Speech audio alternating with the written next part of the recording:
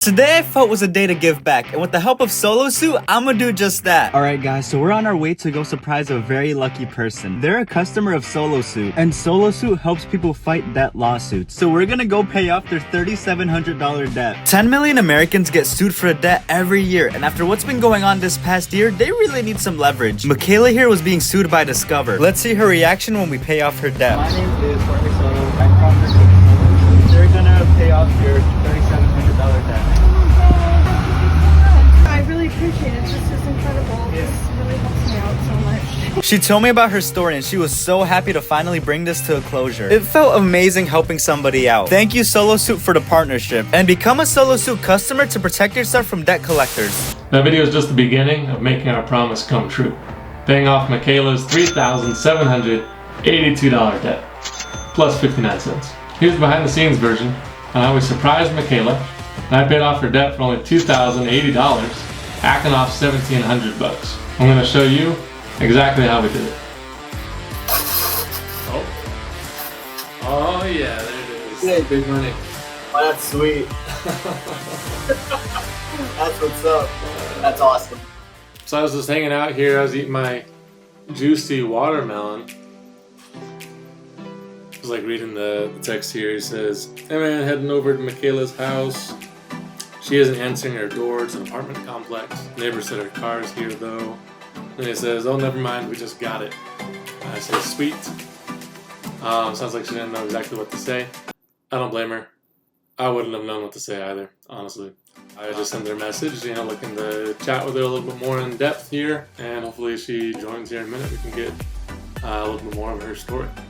How's it going? Good. Thank you so much. I'm like shocked. I can't even believe this. I'm so grateful. Thank you so much. We're stoked to help you out, Kayla. Actually, I thought it was a mistake because normally when people ring my bell, it's from my neighbors. So I kind of ignored it, and then it kind of kept happening. So it's like, I guess it's for me, and I was just shocked. I was so shocked. So yeah, thank you. I don't know what else to say, but thank you so much. Hey, that's great. That's great. Happy we can make it happen for you. Yeah, from everything I saw online, people were saying it was, a great service, and just decided to take a chance and see if that could help. And it really helped me get through the first steps of the situation and not feel so scared about, going into it, and feeling a little more prepared about what to do. So, can you tell me how the debt originated? What kind of situation you were in there? I mean, it started. I was in a really bad, toxic relationship at the time, and I just needed to get out of it.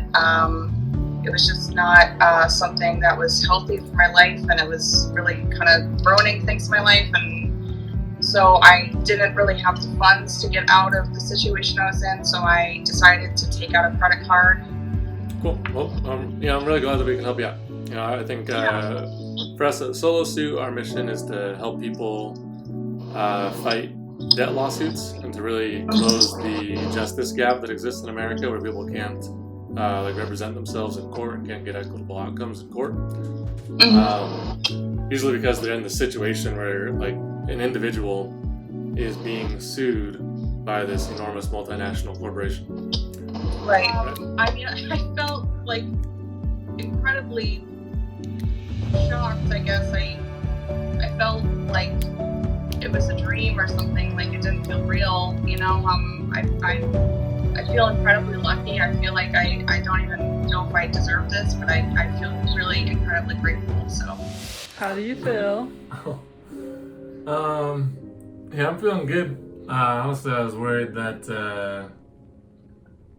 Michaela was gonna be upset about it. Really was. Surprising her at her house. No, it sounded like it. I mean, it was great. I had a good chat with her. She sent me this great email. I'm glad Jorge was the man, Jorge Soto. I've been talking about this for for years, as you know. I'm glad that we're finally making this happen. It's not done yet. Hey Dave, this is George. I'm calling on behalf of a customer. Can I have the address, please? Michaela's address. Yeah, I can also give you the case number. Let me. That'd be great. Yep, great. So I decided to implement the Ackerman approach with negotiation. The Ackerman approach is like a fancy term for just a rock-solid negotiation tactic. I came across it in the book Never Split the Difference. It's written by this FBI hostage negotiator, just like a totally hardcore dude, expert negotiator. This is how he summarizes it in his book. So there's only 6 steps to using the Ackerman approach. First, you gotta set your target amount, right? So this is the goal. This is like how much you actually want to settle for. Or another way to think about it, it's like kind of the ceiling. It's like the top amount that you would settle for. Second step, set your first offer at only 65% of your target. Step 3, calculate 3 additional offers, one at 85%, the next at 95%, the next at 100% of your target amount. Step 4, use lots of empathy and different ways to say no each time the person counters your offer. So you might say like, I wish I could, but I can't. Or next time I say, it's just not in my budget. Step 5, use non-round numbers. So instead of saying like, yeah, I could pay $3,000, say, yeah, I could pay $3,081.55. Because that makes it look like you're really doing like deep calculations, and this is the actual amount you can pay. Step 6, on your last offer, throw in just like some totally useless thing that they probably don't want, just to make it look like, hey, you're really trying to pay as much as you can. You can throw in like this last like thing, you might offer, man, I'll pay $3,081.55 plus like my child's bicycle if you will settle this debt. Nobody really wants your child's bicycle except for you, maybe, or probably except for your kid. But it just makes it look like you really have like the end of the rope. Alright, so that's the approach that we tried. Here's how it worked out. So in regards to Michaela, we just select a customer routinely and make an attempt to pay off their debt. So with Michaela, we are able to offer 33% of the face value of the debt.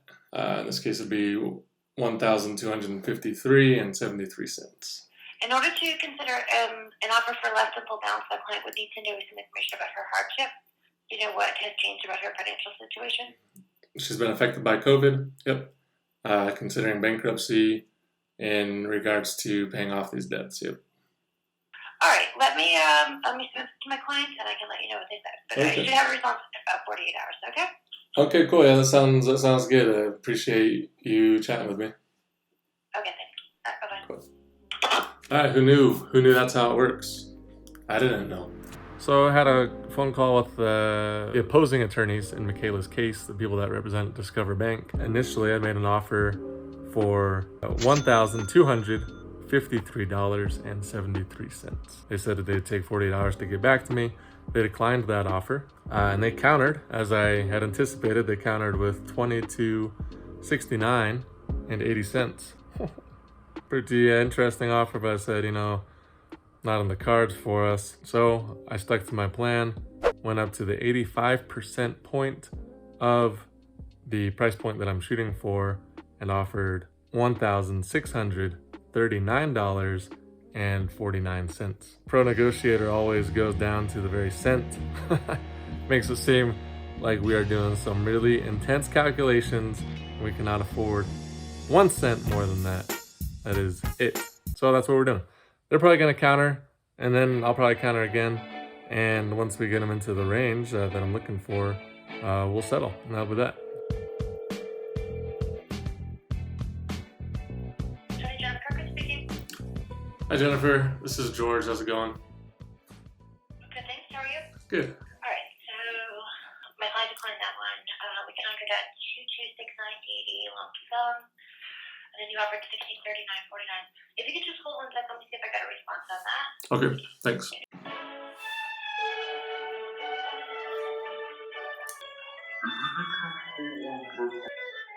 you could just hold one second, let me see if I got a response on that. Talking with the attorney for Michaela right now. I'm just going to see if we have a latest offer from Discover. Hopefully we do. Hopefully it's within our acceptable range. Our target price is $1,928.82. So if it's beneath that, we're probably going to just go ahead and accept it. I'm pretty nervous, honestly. George? Yeah. Yeah, I'm here. Yep. Okay. Alright, so I checked. The lowest I could go on this is 55%, which is $2,080.65. Lump sum.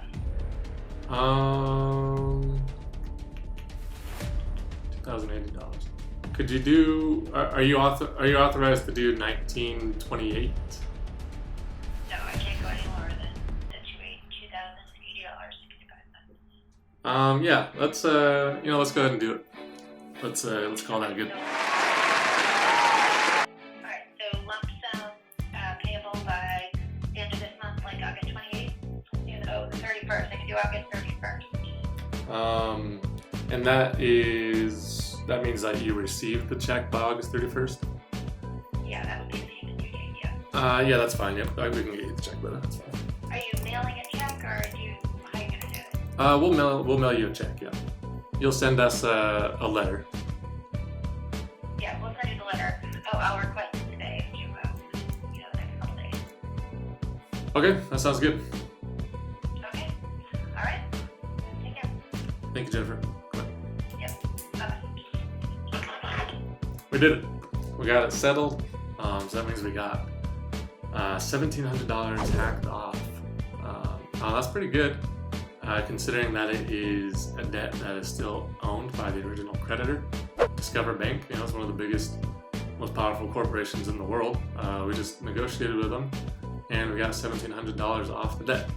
All right, so I had a long chat yesterday with the attorneys that are suing Michaela. Talked with them over the phone. It's been 20 days now since I reached an agreement with the attorney. She had agreed that she would send us a letter by mail, a debt settlement agreement by mail, to my address and also Michaela's address. 20 days have now passed. I can't believe it's been 20 days already. What do you know? No letter. So I call her, get him on the phone. I say, hey, gotta go to the collections phone line. So I dial the collections phone line for them. I get connected to somebody pretty quick. They're actually fairly pleasant, not totally helpful, but pretty pleasant. And they said, yeah, we actually didn't mail it to you because we don't mail documents, we only fax documents. Yep, that's what they said. They said, we don't mail stuff, we have to fax it. I was like, what? It doesn't, again, they weren't really workable on the stuff that I was asking for. So that means that in the document, it didn't have, like I was hoping for, it didn't have that the case will be dismissed with prejudice. It just said, this is a full and final settlement. Can you make sure that letter includes stating that it will, after the funds have cleared, you'll move for dismissal with prejudice after you verify that with your client? It's pretty much very unlikely that they would ever succeed in a case that isn't filed for dismissal with prejudice, but always a possibility. And here we go, here's the actual letter. Anyways, this letter will confirm that our client, Discover Bank, has agreed to accept $2,080.65, the agreed settlement amount, as settlement in full of the above referenced account. That is that settlement letter. That is what we've all been waiting for. Once I get this paid, and they just file the motion to dismiss, we will be wrapped up. All right, so I'm walking to the post office because the online payment portal doesn't work for me. Looks like you can't pay off someone else's debt through that portal, right? They're requiring Michaela's phone number. Basically, kind of got the idea that they wanted to make it as hard as possible to pay off, to make a payment for some reason. I don't know why. All right, but here I am walking, got the letter ready to go. Got it there.